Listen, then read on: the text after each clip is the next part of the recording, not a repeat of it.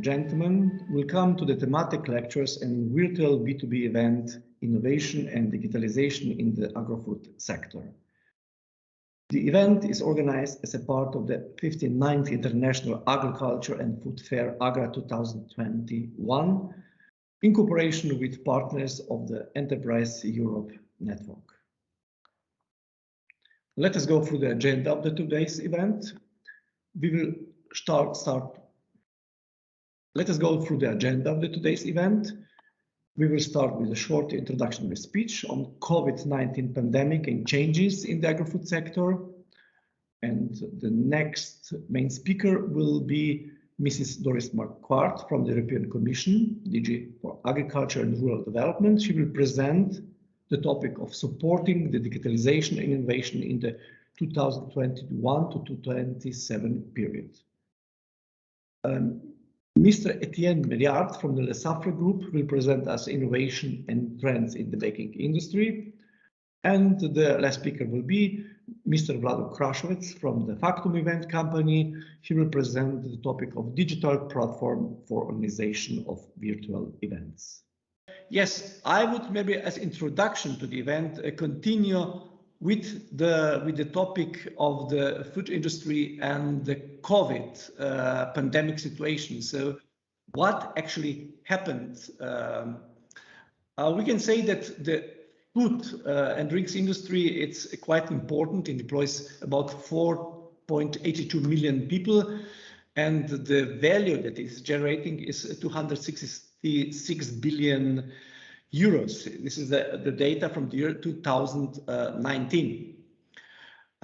It is also very remarkable that the pandemic situation has caused the economic and social impact that is more intensive or more extensive than other epidemics in the past. We can even say that it has caused more damage, like the financial crisis from the year 2007 to 2009, which was actually one of the importance or the strongest crisis we had in the past. According to the IMF, International Monetary Fund, the current pandemic is the first financial economic crisis since the Great Recession that appeared in the world in the year 1929. The pandemic influences the whole food supply chain functions. It means starting from farmers, processing plants, logistic wholesalers and retailers. So we can say that shortage of the supply of retail stores is rising, actually household demands nowadays, and it is also impacting the prices of the agriculture products. On the other side, we have increase here. On the other side, we have completely different situation with the hotels, restaurants, and the catering sector.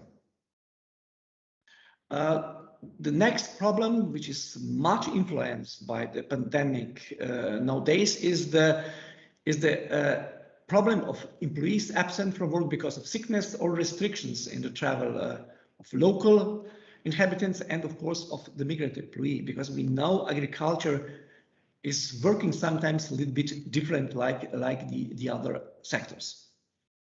So this is maybe also much influencing the behavior of customers in the agri-food industry.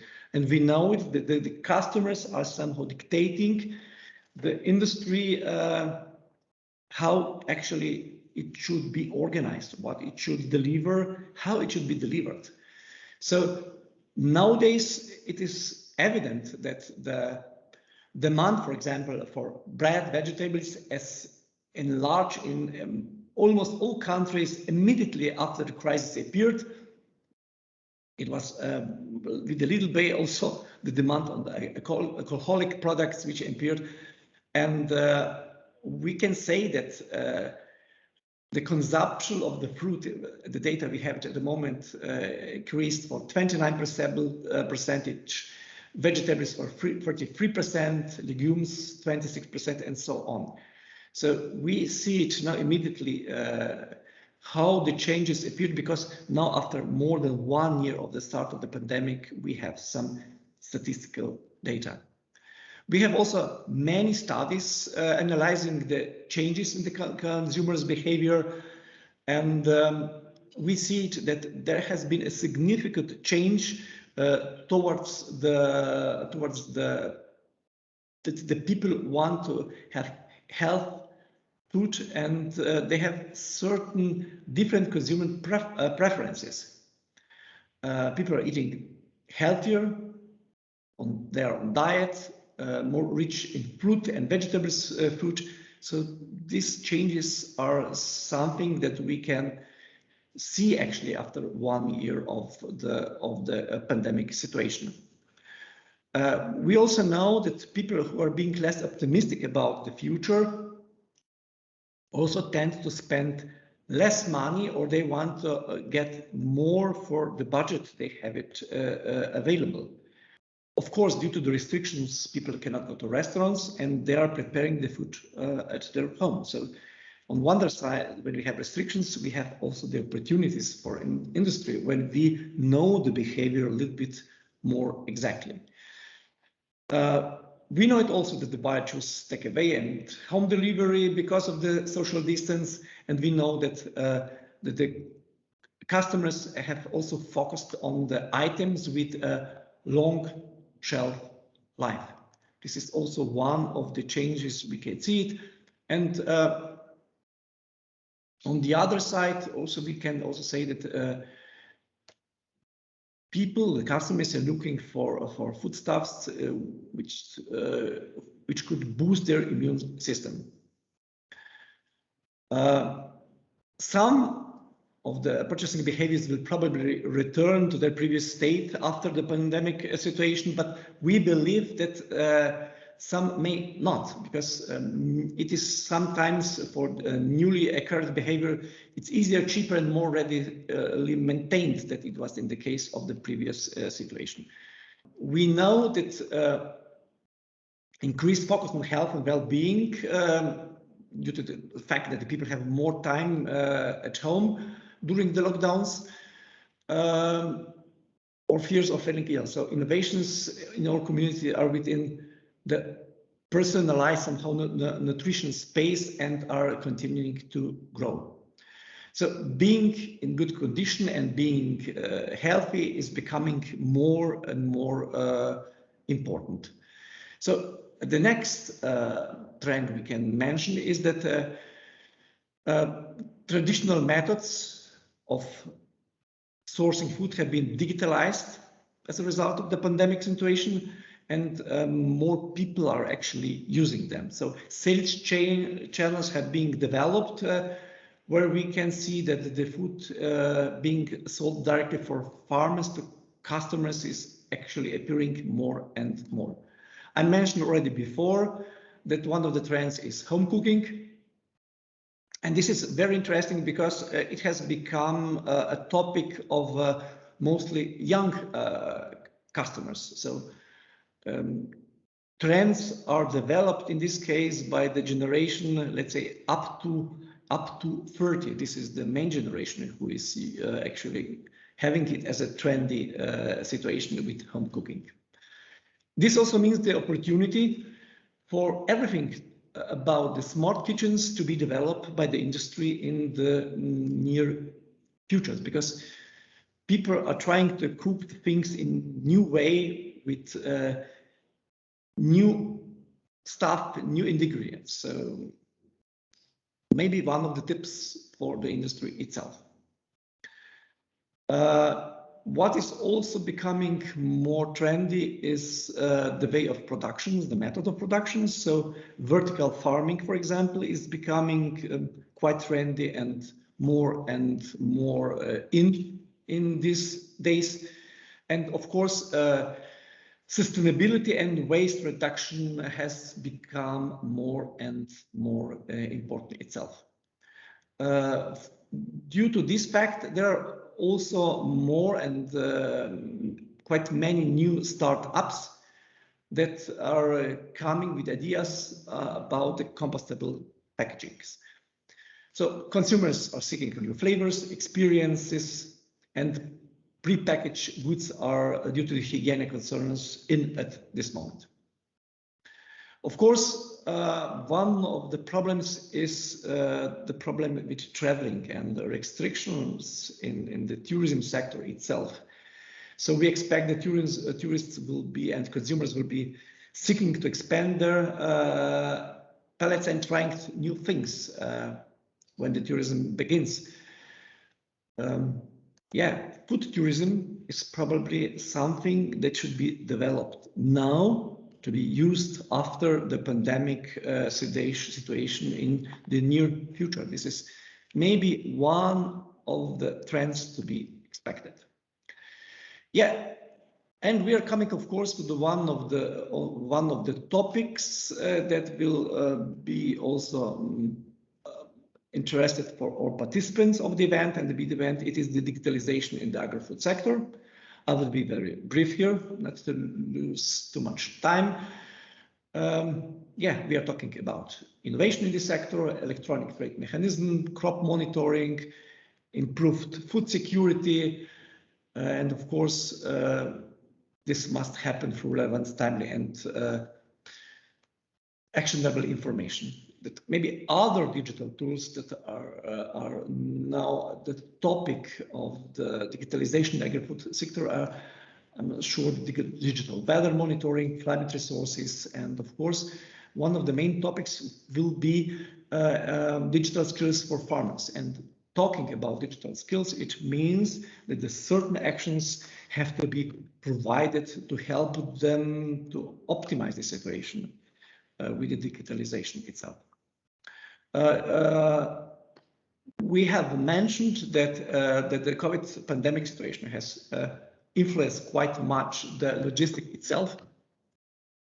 So digitalization in logistics is changing and becoming more and more important nowadays. So, of course, we are talking here also more and more about the situation going towards the use of online platforms for the food purchase. I would maybe just mention also the precision farming market, which will probably increase not short term with the pandemic situation, but also long term, and because this makes it really possible to monitor the state of the crops, and you don't have to be physically presented through the usage of all this automation. Digitalization in the agri-food sector also means that the digital technologies can stimulate the adoption of improved seeds and fertilizers by, of course, improving the farmers' access to information about what range is available and how it is available, when you can use it, and how you can use it. I would maybe stop the presentation here with the topic of labeling of products, because consumers are, let's say, on the top of the priorities in our future. And this will be also making able the consumers to choose the food, grow, and also to use it in an environmentally responsible way. So this is maybe some of the topics which are interesting for the fair itself, for the B2B event, of course, and it was meant as some kind of the introduction of the topic being discussed today. So I will now pass over the word to Mrs. Doris Marquardt from the European Commission. And yes, I'm sure you have very interesting information for all of us, because everybody from the farmers, from the industry, from the supporting system, supporting institution experts also have a great expectation and are looking for the information for the next period till the year 2020. So, Mrs. Marquardt, the word is yours. Good morning, everyone, and thanks for the kind introduction. And I think the first presentation already provided a good changeover and introduction to this presentation. I'm Doris Marquardt from the European Commission, the unit B2. I'm working on innovation and research in the agriculture sector and for rural areas. And my particular focus is the support to digitalization.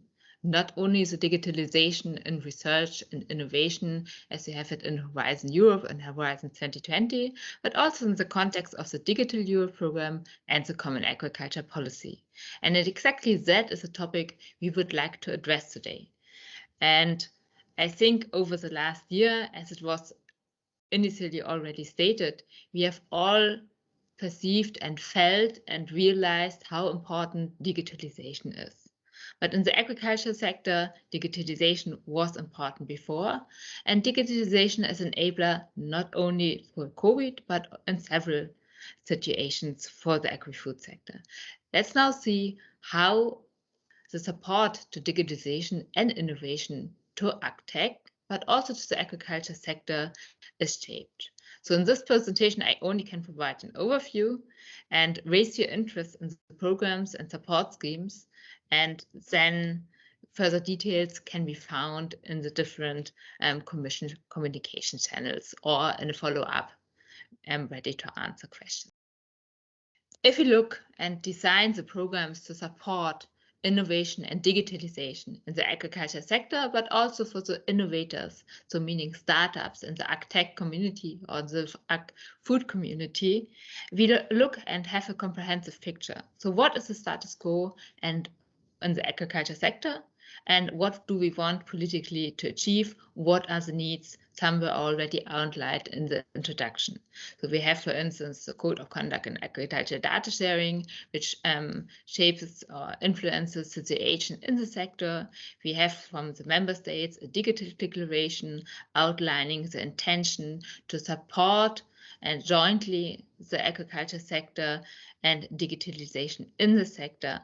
Then we have the data strategy, and what you all know and probably normally first think about if we look at agriculture in the European Union is the agriculture policy. I put it here not at first because it's commonly named first, but it's one element among others. And then the Green Deal and the farm, for instance, the farm to fork strategy. Let's have a closer look on that. And if we look at the Green Deal, first of all, a keyword frequently mentioned is climate. But the European Green Deal is much more than only the ambition to achieve climate targets. So, and what is important, it's about vision and objectives and targets. And we have to consider, if we are now programming policy instruments, that we achieve action. And if we now look at the different strategies where we have outlined visions and targets, the most important one for the agri-food perspective is probably the farm to fork strategy, but only for the innovators among you. So for instance, startups with innovative solutions, other strategies listed here are also relevant. For instance, zero pollution is an aspect also relevant for the agri-food sector. Today, because of the limited time, we will primarily take some examples from the farm to fork strategy and how they influence support to innovation. So what do we want to achieve with the farm to fork strategy? Very generally speaking, the overall goals are related to the climate footprint, to reduce it, the global transition, to have a leading and exemplary way, to tap into new opportunities, and here innovation plays a key role, and to create a resilient system. Most of you have heard of it, but now let's become more precise. By 2030, and that is not far away, the following targets, among others, for sustainable food production are aimed at to be achieved. So the very increase in chemicals and pesticides reduction, nutrients losses by 50%, including fertilizers, the reduction of antimicrobials, and to increase the organic area and organic production. So, and to achieve these objectives in the limited time frame, we can say that digitalization in the agriculture sector and innovation are key enablers. So probably all of you know what we can achieve through precision farming, for instance. That is one and probably a very prominent example.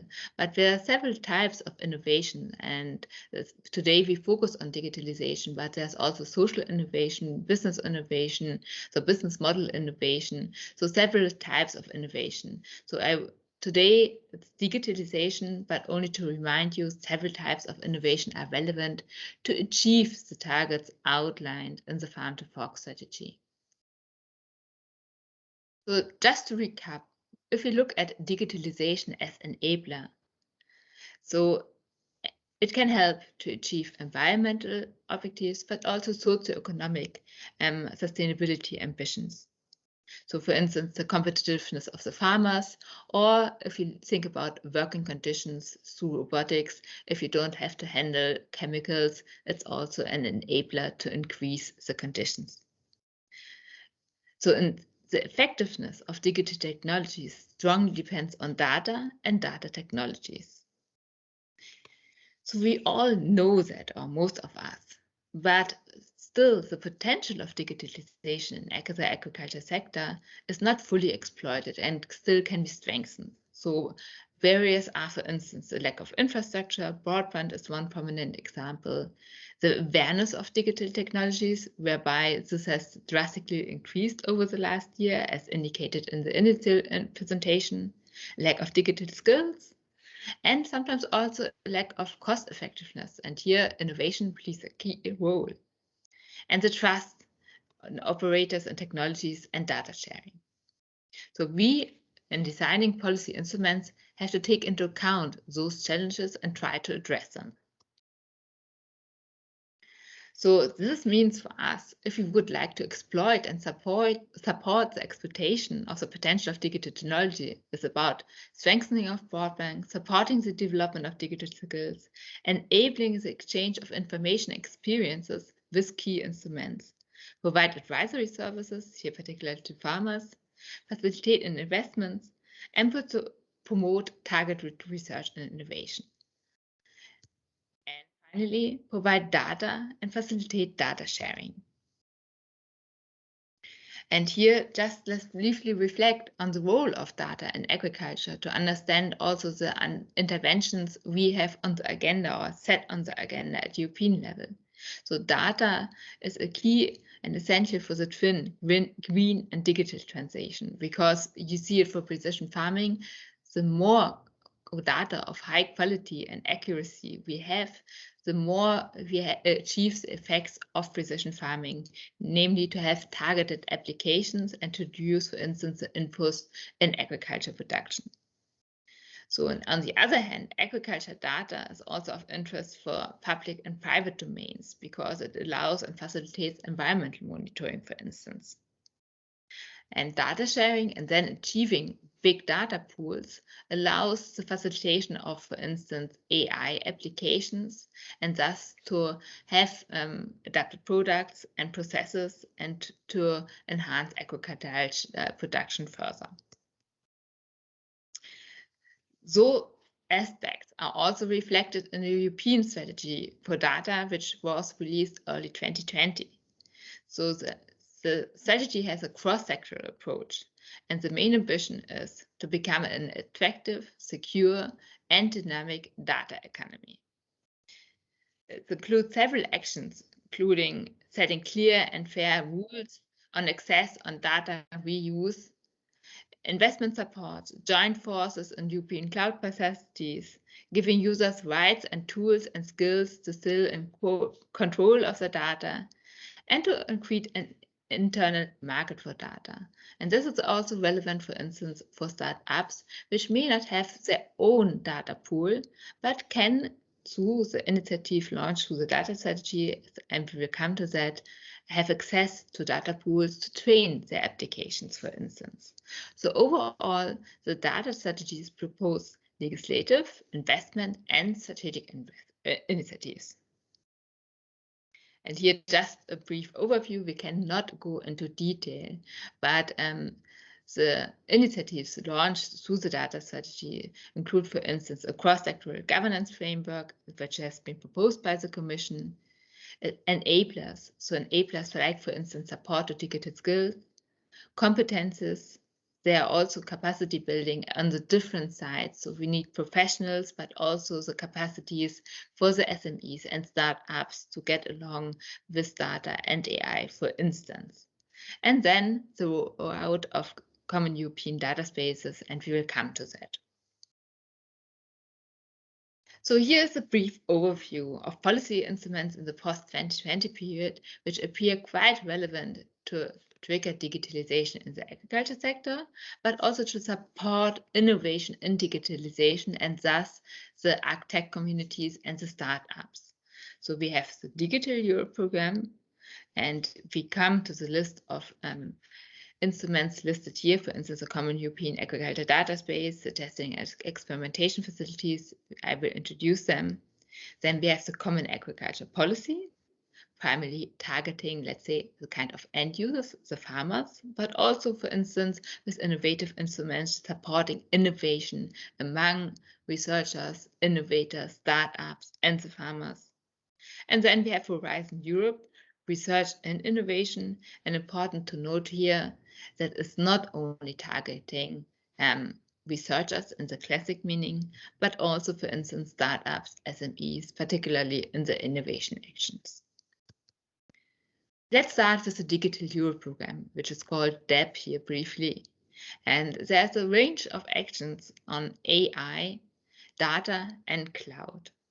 And some of them are of particular relevance for the agriculture sector. So if you look at the data spaces, one of them will be dedicated to agriculture. And then we have so-called testing and experimentation facilities for AI. And there again, one will focus on Agri-Food. Let's have a closer look on that. What is the Common European Agriculture Data Space and what is planned here? So it's one data space and a set of data spaces. And the main purpose, which is set by the Commission, is to facilitate the trustworthy sharing and pooling of data for the sector. So that the data space has the potential to provide a basis for research and innovation, to develop solutions for the sector, and to generate forecasting, monitoring, and policy-relevant data. So this both has a potential for the farmers.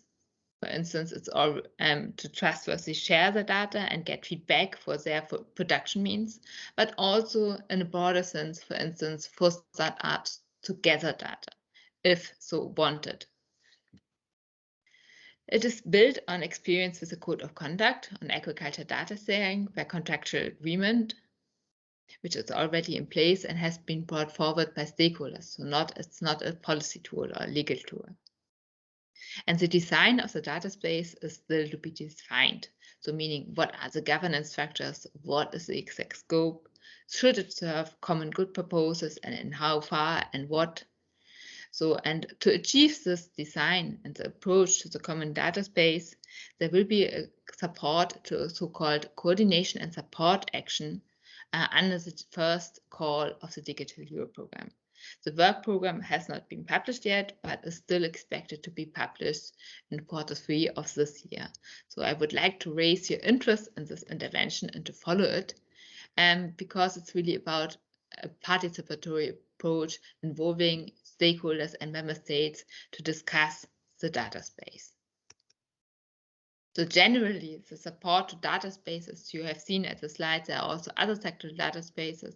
It's about the deployment and support for data sharing, the tools and the platforms, the creation of governance frameworks for the data spaces, and to improve the availability, quality, and interoperability of data. So there are also supporting actions which I cannot introduce now in detail, serving all the data spaces to get data of better quality and reuse opportunities. So the rest I already introduced.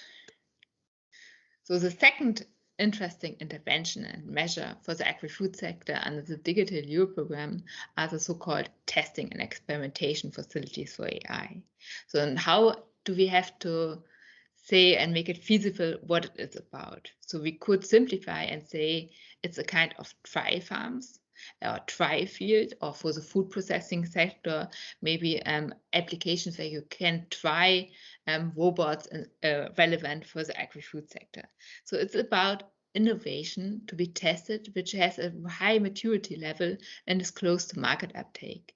And those testing and experimentation facilities, simplified speaking, should provide a possibility for innovators to test their innovative products and to achieve market readiness. To the same extent, it's also about a capitalization of data. One instrument where I will not go into detail here, supported under the Digital EU program, you might have heard about it, are the so-called digital innovation hubs, which may also be linked to the testing and experimentation facilities, and which rather about create an ecosystem of stakeholders, of innovators and end users in different fields in the digital domain. Some of them will focus also on agri-food and will be present in regions across the European Union. Then we have the Common Agriculture Policy. And you see we have a comprehensive overview on objectives to be achieved. And reaching from environmental sustainability to the competitiveness of the agriculture sector, also considering the needs of rural areas and the well-being in rural areas. What is, to be brief here, in the context of this presentation to be highlighted is a so-called cross-cutting objective or horizontal objective in the Common Agriculture Policy, and that fosters modernizing the sector by fostering sharing of knowledge and innovation, and the digitalization in agriculture and rural areas, and encourage their uptake. So meaning it's also a clear element, digitalization as enabler in the Common Agriculture Policy.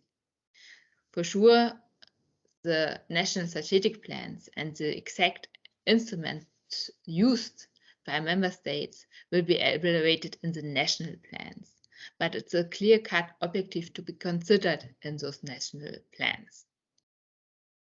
And examples of instruments relevant which can be deployed by member states and offered in their strategic plans to stimulate and digitalization in agriculture and rural areas are, for instance, investment in broadband, investments in digital technologies, for instance, at farm level, advisory services which can support digitalization, the so-called AGRA, the Agriculture Knowledge and Innovation System, and relevant here, where we also have startups in the audience, I think is the European Innovation Partnership for Agriculture, Productivity and Sustainability, the so-called EIP AGRI.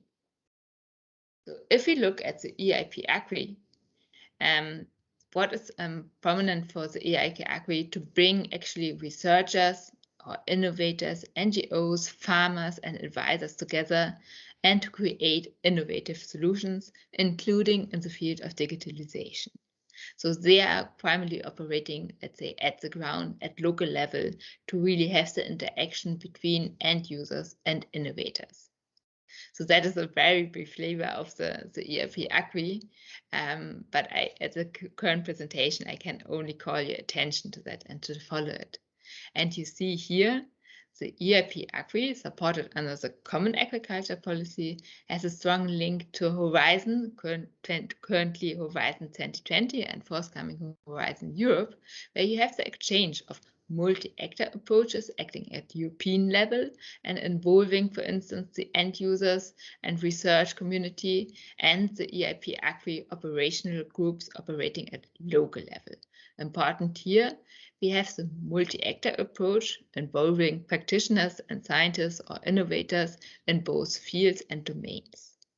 And if we now look at Horizon Europe, now emerging as a successor from Horizon 2020, we have a range of interventions potentially relevant for agriculture and innovation, for startups, and also for the end users for whom the innovation should finally serve.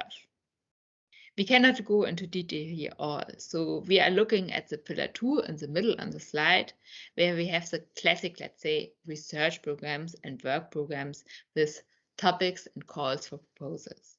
Particularly relevant here for us today are the cluster 4 on digital, industry and space, and the cluster 6 on food, bioeconomy, natural resources, and agriculture and environment. So those 2 clusters alone have a long list of topics, and we cannot discuss all of them. So I can only provide an overview. So, and if we look at the cluster 6, only not on cluster 4, their agriculture, forestry, and rural developments form one key intervention area in that related work program. And here in particular, you see now how, for instance, the farm and forest strategy, which we had at the beginning, is reflected then again in the program supporting cluster 6 in Horizon Europe. We have a clear impact, which is fostered, impact number 4, food and nutrition security from the sustainable food systems from farm to fork. So there, the ambitions of the farm to fork strategy and the targets and the support to achieve those targets is very reflected, and is also reflected in the individual topics and calls for proposals. So at the same time, we have also one destination explicitly fostering on digital solutions for the agriculture sector. So, and for instance, the ambitions laid out in the data strategy. So, and that is how different instruments from strategy, vision, where we started at the beginning, and then the support instruments to achieve those visions are linked together. So here I can only provide examples of topics relevant in the agriculture field and food domain in the field of digitalization. So if you look at the calls for proposals which are open currently in the year 21, you find topics reaching from XG, so broadband and last mile solutions, to blockchain, over drones technologies, and also exploring, for instance, the markets and use of digital technologies. So there are a range of topics potentially relevant for innovators, startups, and then on the other side for the farmers, because they are ideally the farming community in most of the topics involved and should benefit the farmers. For instance, if we look at drones and innovation projects, how can they serve the agriculture production and to become, for instance, more sustainable? So I invite you to have a closer look at the Horizon Europe program. You find the link here, and to see whether there might be topics for you of interest. Finally, there is a so-called Horizon Europe Candidate Partnership, Agriculture of Data. And a partnership in Horizon Europe, just to make the difference in a very simplified way between a classic topic and a Horizon Europe, where we have currently the call for proposals open, and a partnership. A partnership has not only a larger budget, but has other governance structures. So there formally the partners conclude, and here, for instance, also involving directly member states, and they elaborate a strategic research and innovation agenda, which is then to be approved by the Commission and by the Programming Committee. And you can regard the strategic research and innovation agenda as a small work program under Horizon Europe with a range of topics serving the interests or the objectives of a partnership. And here is a proposal for the partnership Agriculture of Data. And the main objectives of that partnership are expected to be the provision of support to improve sustainable performance of agriculture and to improve the capacities for policy monitoring and evaluation by using the possibilities offered by data technologies in the field of environmental observation. So it's about linking the interests. So we need, for instance, for precision farming, Earth observation data, which can be fed into digital applications of the farmers. To the same time, we also need data for policy monitoring and evaluation, and for tailoring policies, for instance, to have targeted policies. And those two interests are tried to be linked in this partnership and to have a research and innovation agenda which serves both interests, achieving synergies. So what is relevant here is a timeline, because the partnerships is still evolving and there is a possibility to contribute to the partnership process.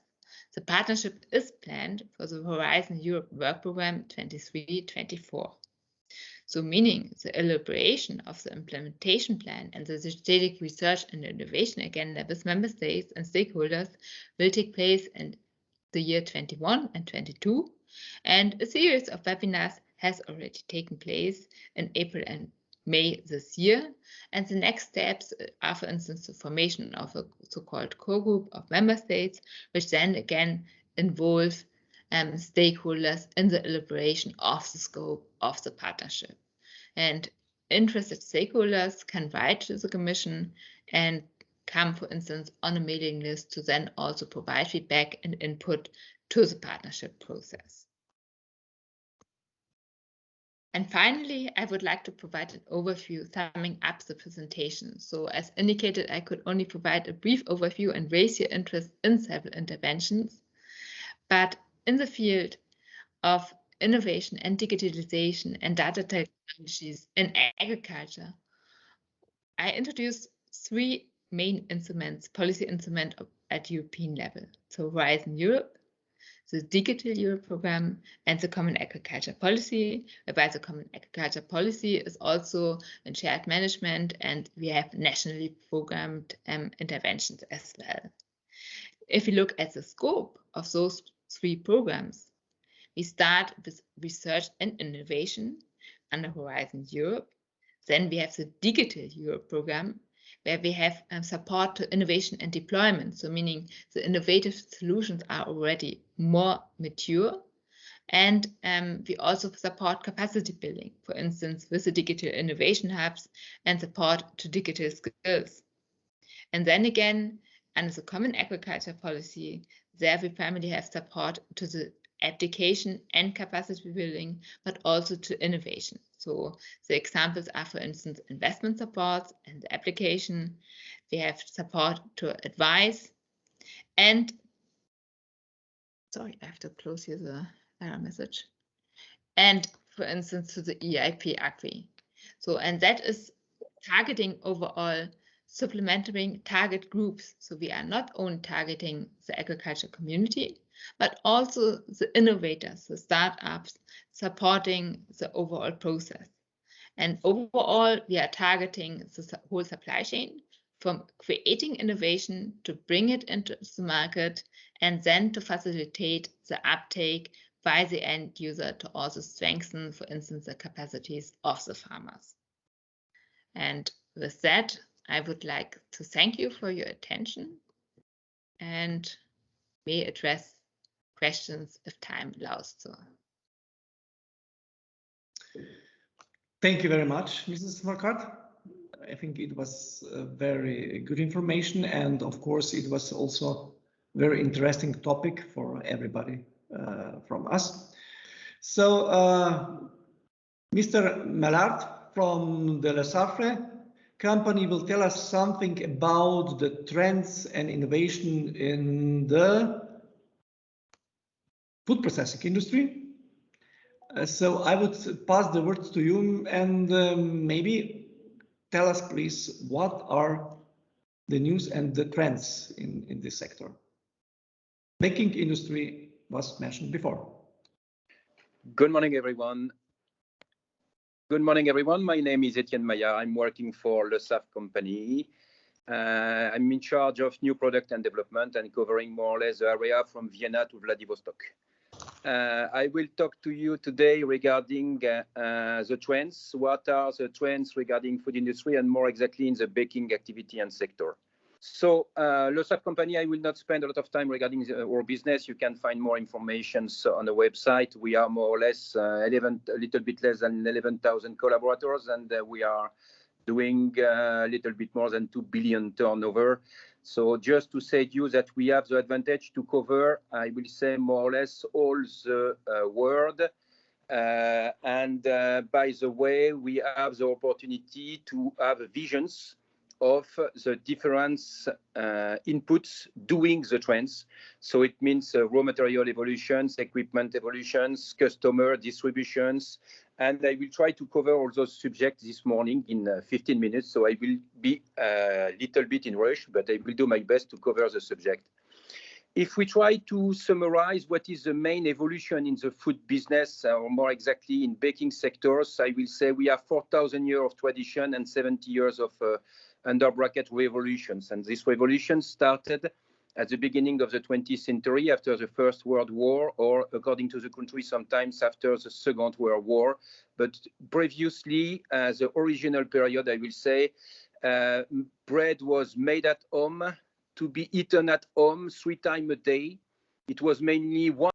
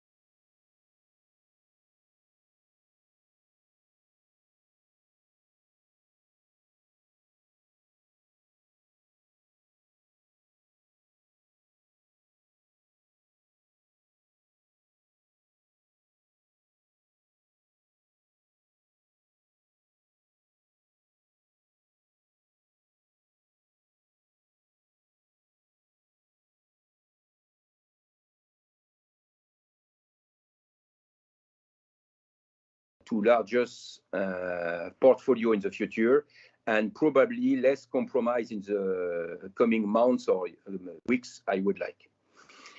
Where I am when I want, so customer doesn't want to move far away from where he's living or where he's working in order to find breads.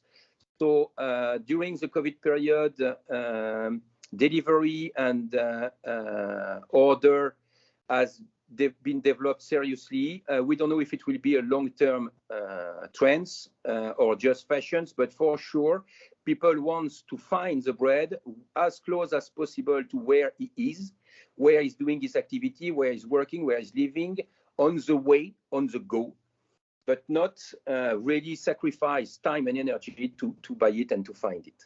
Cost control for keeping my freedom, for sure.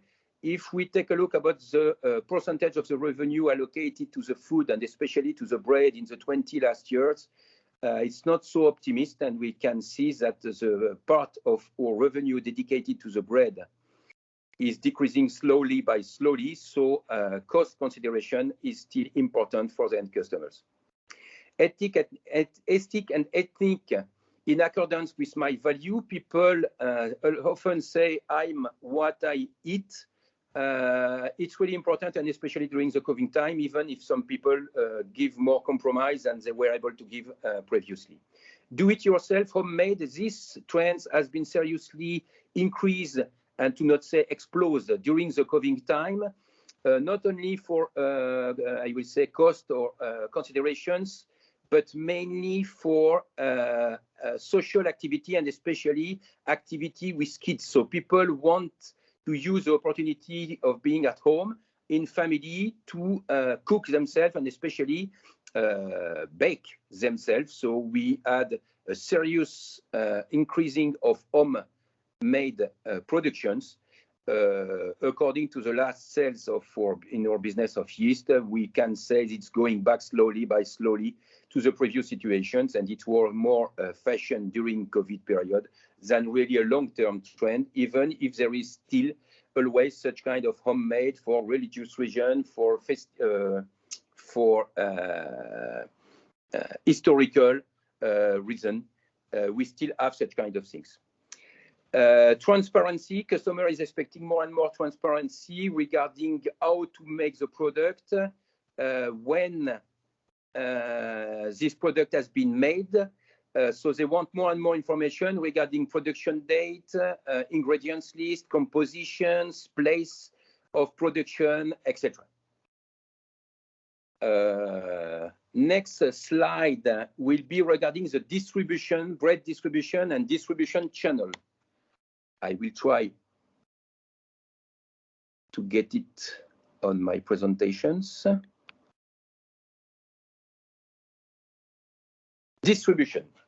So one of the key trends is bake all along the day. When in the past the bread was made during the night, baked during the night and sold during the day, it's less and less like that now, as you can see, or as you can do if you are a baker. You know as well as me that bread now is made all along the day, but also baked all along the day. In terms of communication to the customer, storytelling and promotion is becoming more and more important, because we have to make the difference in front of many, many other players in the shelves and to be identified, preferred by the customers. So more and more, not only the product is important, but all around the product, communication, promotions, value you are communicating with the product. From producer to marketers, so reduction of the distribution channel.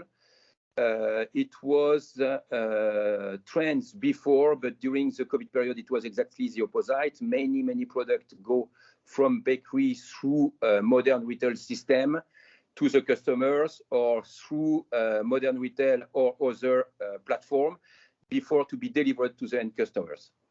Click and collect delivery, especially appreciated during the COVID time. Not so sure it will be a long-term and massive trends in the future, but residual trends for sure.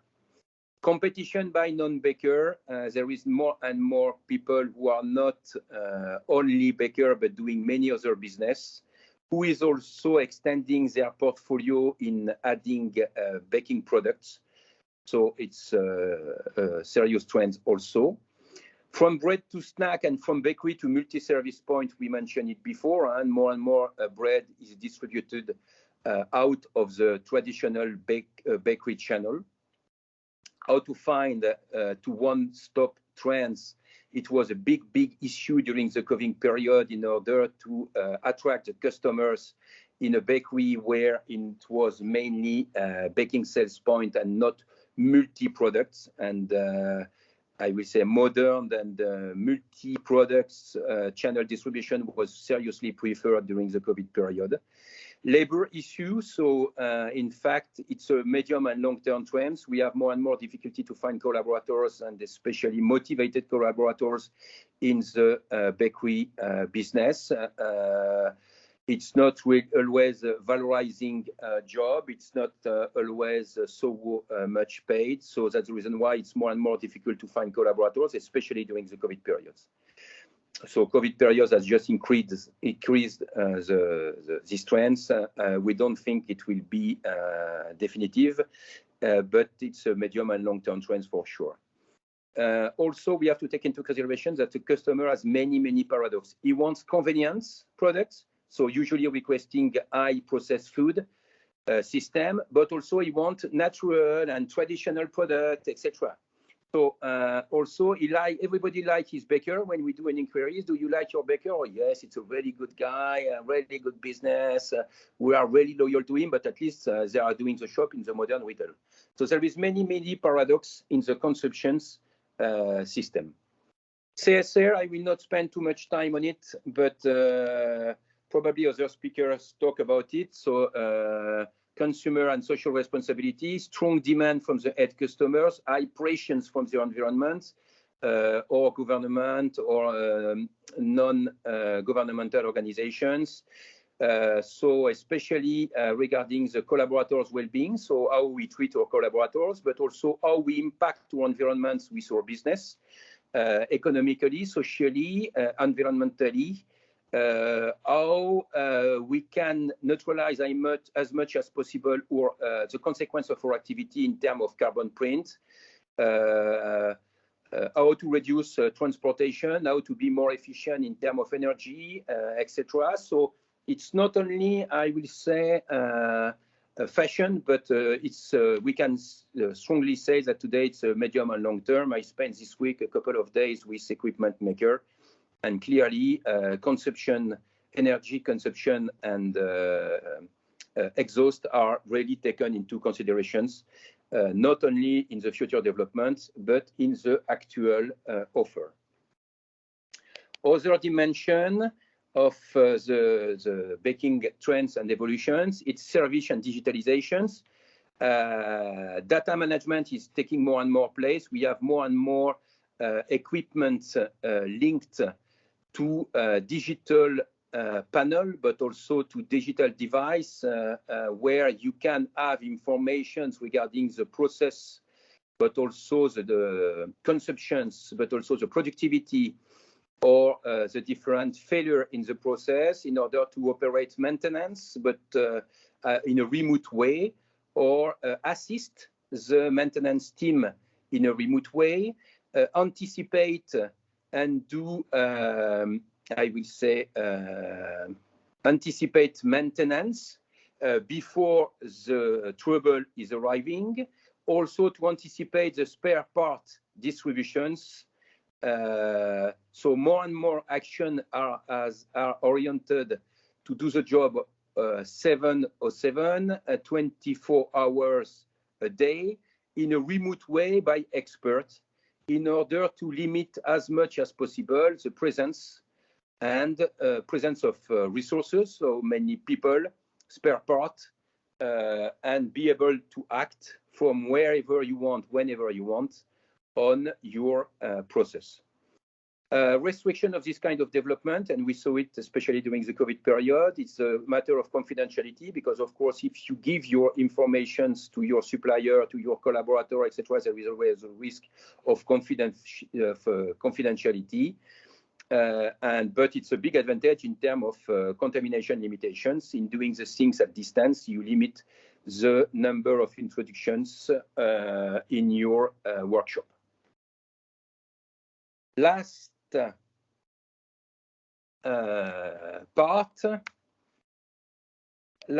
part is regarding baking process. So baking process is more and more oriented for cost control, of course, because in fact, profitability has to be maintained in an environment with more and more competitive. In baking process, more and more old fashion style, we talk about stress-free process, and it's typically one of the tools in order to print your old style products. Multiplication of reference, we mentioned it several times in terms of portfolio extension. People want more and more diversity and the freedom in terms of offer. And renewal also. Renewal is one of the important way and tools in order to keep attractivity and interest from the customers. Baking input restrictions, test demand, so more and more test in the expected by the customers. Reason why we are going back to sourdough, alive or deactivated sourdough introductions in the recipe, or fermentation duration extension. And flexibility for adjusting production to order. It's all the challenge of the lean job in order to produce in terms of quantity and product availability exactly according to the demand. So place, time, and quantity and quality according to the place where you want to sell the products. Just to finish, in terms of technology, what is the consequence of all those trends in terms of consumer environment, bakery, distribution organization, etc. But there is more and more demand, and I will say technology focus on in order to answer to the regulation evolution. We were talking about exhaust, about environmental impact, about energy energy saving, etc. So I will say regulation is pushing a lot the technological evolutions. Safety, of course, protection of our collaborator and the environment. Bread availability, 707 and 24 hours a day. As we mentioned before, people want to find bread whenever he wants, wherever he wants. Labor skill cost, we mentioned that it's more and more difficult to find, I will say, motivated and good skilled collaborators, but also it's becoming more and more expensive. So main part of the automations is motivated, a significant part of the automation is motivated by these inputs. Flexibility versus productivity. More you extend the portfolio and the variety of products, more you have to adapt your tools and your in size, but also in technology in order to be flexible and to limit the non-productive time. So cleaning, tools changing, adaptation, etc. Environmental impact, we talk about it. Stress-free, we talk about it. Consumption size reduction, of course. And finishing on sales and consumption place. In terms of technology, you have also a lot of technology regarding the product finalization on sales point. That's what I can say to you regarding the main trends. I think it's not in detail for each of them. Main part of inputs permitting to get such kind of observation is coming from market, from collaborators, from, I will say, players, equipment maker, raw material players, etc., who is permitting us to have such kind of pictures and global view of our sector and trends in our sector. Thank you very much for your attention. Thank you very much, Mr. Maillard. After listening very carefully to you, I think that, yeah, it's quite a lot of time needed to go through all of the topics that we have actually been hearing from you. So, yeah, thank you. It was very interesting. So I would like to come to our next presenter. It is Mr. Vlado Krašovec from the Factumevent company. So coming from the EU level, Next level was the baking industry, and now we are coming a little bit lower to virtual events, virtual fairs. So, Mr. Krašovec, the word is yours. Yes, hello. I will present you a virtual event platform. This is a digital platform for digitalization of live events. So just for introductions, our virtual event platform actually combines best from both worlds and with the opportunities that the digital world provides. It is based on the experience that our team have with event organizing in the new reality of today and the transformation of human interaction to the online world. It is made with the knowledge of different experts from organizing the events, from marketing and user experience, and also from the advanced programming and IT knowledge that provides the basis for the platform. And our platform is also custom made, so it's not reliant on external services. All the components are made by ourselves, are maintained by ourselves, and we do not rely on any external service, but we can use it if, for example, a client wants it. I will shortly present our story. Platform was developed when the pandemic struck last year, and the Factumevent company is a relatively known company in the northeast of Slovenia for organization of live events, from culinary to fairs and business events. And when numerous events got cancelled at the beginning of pandemic, we did not wait for pandemic to stop. We expected the pandemic is going to last, and we made plans for the fall of 2020. And we used our biggest product, that's the career fair that we are organizing in the northeast region for Slovenia. And we try to transform it to the virtual world. This event is made with the cooperation of many organizations from Northeast, including the University of Maribor and Municipality of Maribor.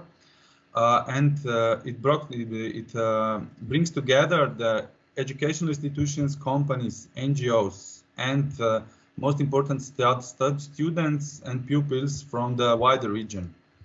When we were looking for the solution, we were looking for the existing solutions that were available at the time, but they were not adaptive enough for our concept. They were also overbooked because the demand was rising. They were not homegrown. We would have to use the foreign services, and they were also too expensive for the amount for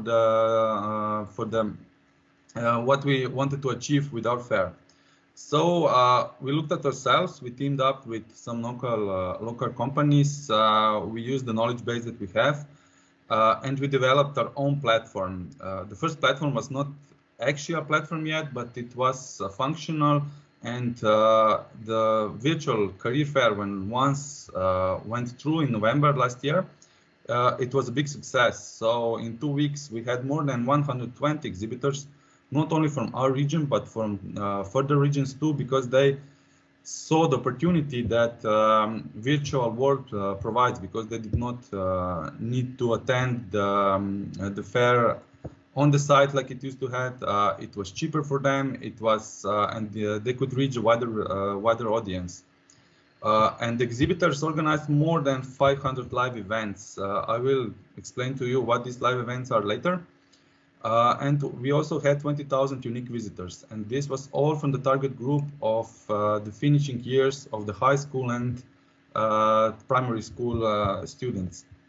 Finally, we had almost 780,000 page views at the 2 weeks, and more than 100,000 in the following weeks, because the page for the career fair is also available today as part of an archive. During the development of the platform and during the event, we had many inquiries about what can we provide to the clients afterwards.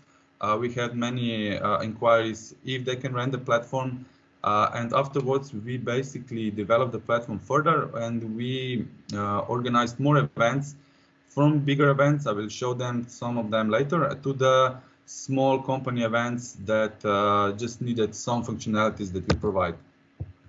So what is the concept of our platform? I will show the pictures later. Our platform is basically a modular platform that combines customized or standardized virtual environment. And the main features are, we wanted to keep the feel of you visiting the real event, not just a simple web page when you can get information through clicking to the different menus. So we developed a feel of a real event with a park area, with the halls, with the stands, and the customer or the visitor can visit these different types of the platform and get the information it needs. It's made for exploring. It's not made for gathering information through search engines, but we also provide this. It's meant for them to explore, to get to the stands, to see what the exhibitors are offering, to check their information, to get in touch with them through interactive tools. We decided for isometric 3D environment. This is the basis for our platform. We also can do with the full 3D, how does I standalone environments that looks like 3D but not basically 3D. Why do we do this? Because this environment enables them to do basically whatever the client wants. I will show you the different versions later. We can, to design, we can get to the visitors more directly and just focus them on the information that they are really asking, or they don't know if they're asking. The information can get to them. What is the most important part of this platform is more than 20 built-in interactive and one-way functionalities that can be included into our stands. These functionalities varies from simple ones like a presentation or video or image gallery to the interactive ones that are expanding at every month. We use different webinar tools for presentations, for one-way presentations with options to ask questions. We have meetings. We can schedule meetings with the clients. We can give exhibitors an option that the visitors schedule meetings with them through our webinar tools.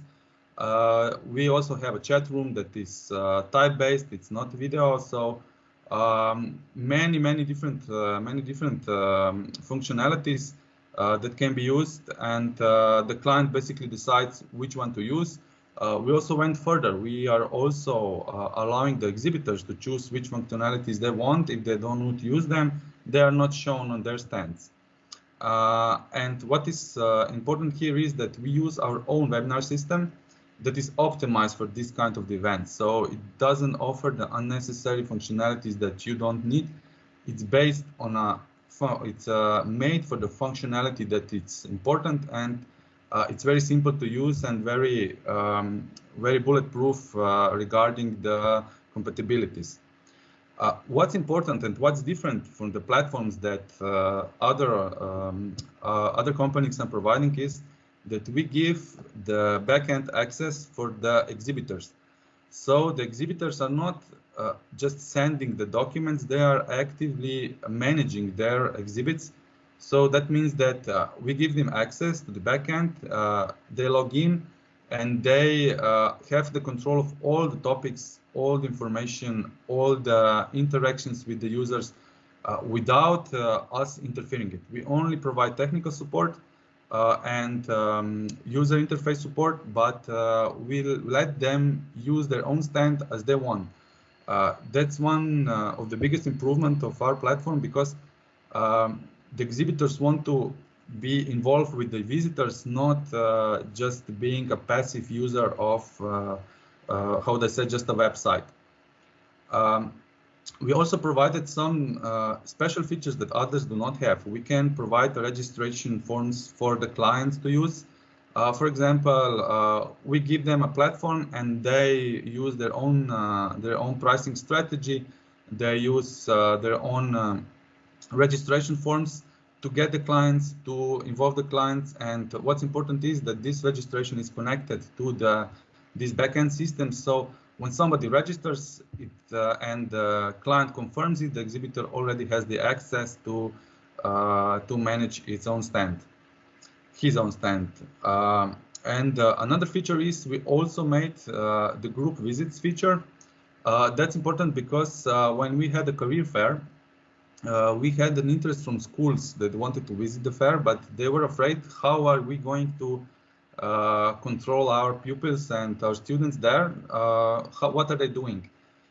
We made the feature when the school registers, all the students can register as participants or as their students, and a person on the school, maybe a teacher or someone, can actually see if his students were on the fair, were visiting it, and it was very, very popular feature because they could use this as a part of their learning program, and it was not some afternoon post-school activity. It was basically a school activity, and they were happy to use it. And we have more than 120 schools registering for this feature. What types of events can we organize? Our main focus now is on fairs. The most important is the career fair, but we also can organize different fairs. The fairs, the platform is optimized for fairs right now. So as I said, we can use it to build a park for the fairground. We can use it to build halls. We can use it to build stands. They can be custom made. They can be used. Clients can use our existing designs. It depends. We also organize conferences. This is a bit of a custom feature because we have built different functionalities into the conference system. For example, the last thing we had was a translation system, so the presentations can be simultaneously translated. And what's most important is it's not just a simple webinar tool. It also includes the presentation page with all the information, and also with the different type of communication with the business partners, not only one-way webinars. It could use to book a meeting, to make room meetings, to get in contact with the participants, and many other features. Where we're trying to promote the platform now is with the digital branch offices. We are in talks with services as banks or, for example, insurance companies and local pharmaceutical companies, because they need to be in touch with clients. They depend their work on getting the clients real-time advice. So we are developing a digital brand office where basically a client would get into the office and it would be the same experience as in the real life. So you will have people there that you can walk with, then you can talk with them. And regarding the banks, we also have developed a online notification system that can be used to make all kinds of services that you can do at the bank. So you can pay money, you can be identified that you are the real person. So you do not have to visit a bank. You can visit it through online. You have the same experience. You talk with a real person. You can make things that you usually do at the branch office. The next field that we're developing is a virtual office. That's a different thing that's made for companies that have people working online. It's basically an office where people can meet, can get information. They're working like they're working on the office environment, but they're basically working from home. So they can organize meetings. They can see who is available. They can see who is absent. They can see, for example, who is on a meeting right now. Things like that, and this is in a first phase of development. What can we also use is an advanced online presentations. That means that you can use our stand feature to build an online presentation that's a bit more advanced. It's not just a a simple web page. It contains information. It allows you to get in touch with the persons, with the live persons that are available at the time. And we also have an idea that maybe it's for the future. It's like a virtual city. For example, we can use the platform to, for example, if the city of Maribor wants to use all their subsidiary companies that the residents need for functioning, for example, the garbage disposal, electrical companies, other companies that are necessary to run a city, they can be all reached through one digital platform, get information, get in touch, call persons that are on duty, and things like that.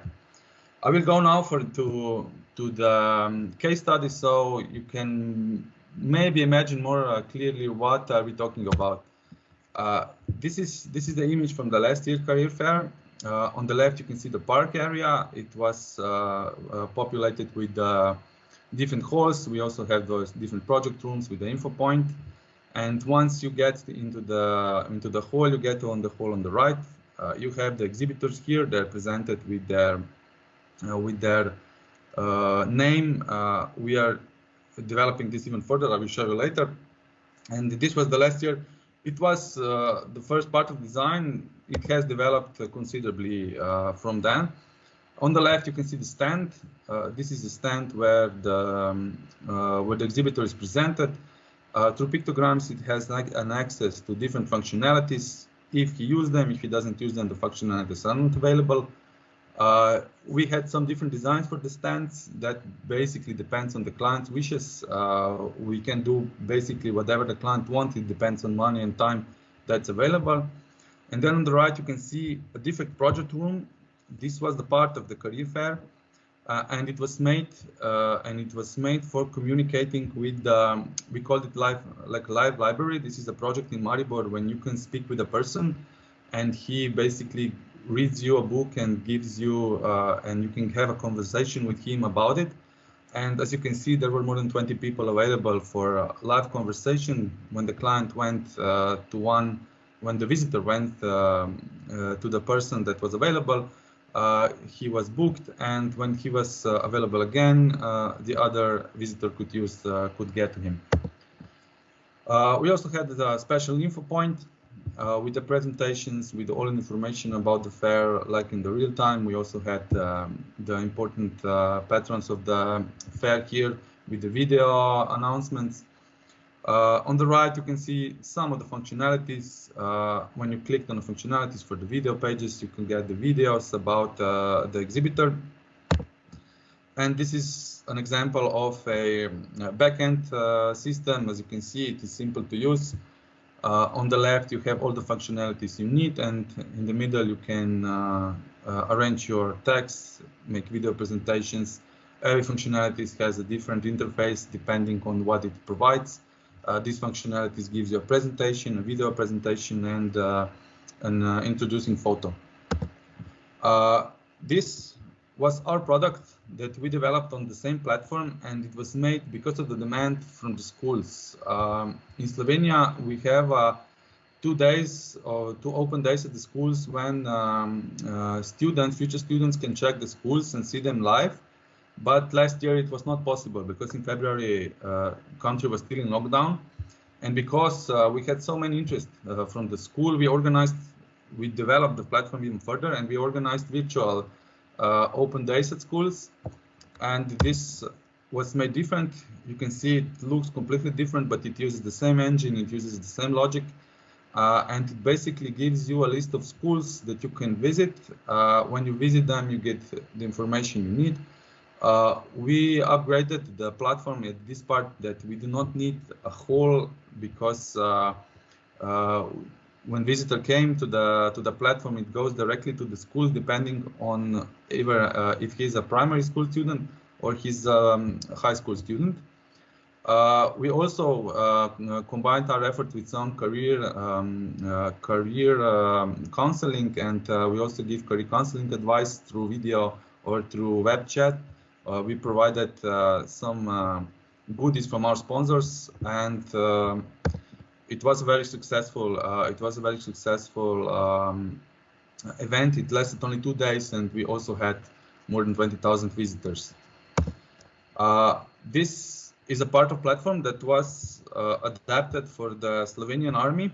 Slovenian army wanted to have a special page for them to give information about the recruiting process.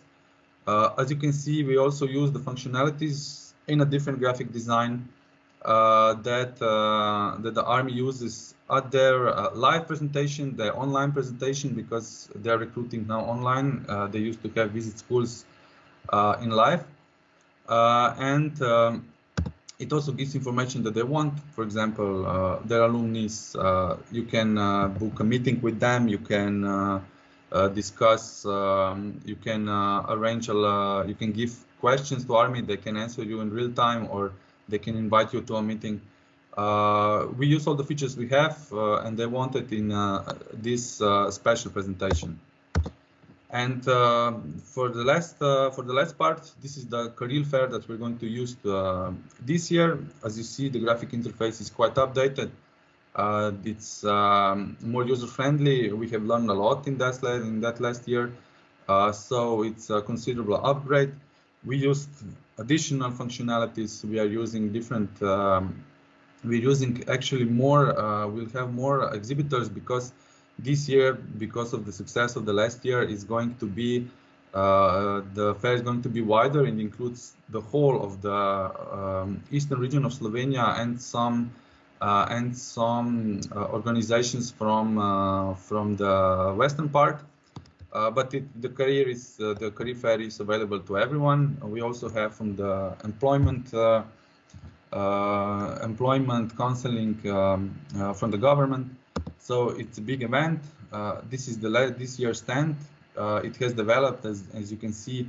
We have more functionalities that we had last year. Every pictogram represents an information behind, or a person, or an interactive tool that the person is waiting. As I said, for the live webinars, for the chat one-on-one, for the chat room to typing, for booking a meeting, for sending a CV to a company, to organize a meeting with a possible worker. So it has developed considerably, and this is basically the end of our case studies. The future is bright for now. We already have plans and clients for the next year, but we also intend to upgrade platform considerably to basically make the platform as an internet of service.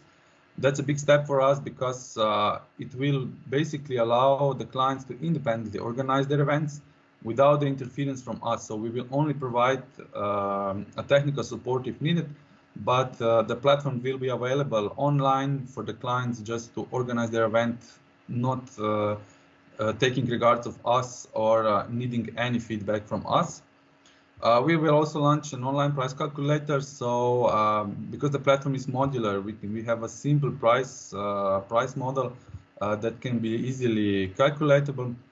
And we're also developing a white label version of the basic events. So if someone needs basic designs, does not need to order designs from us or design them by themselves, they can use our designs as a white label. Just put their logos in, maybe change some colors, and he has an online event.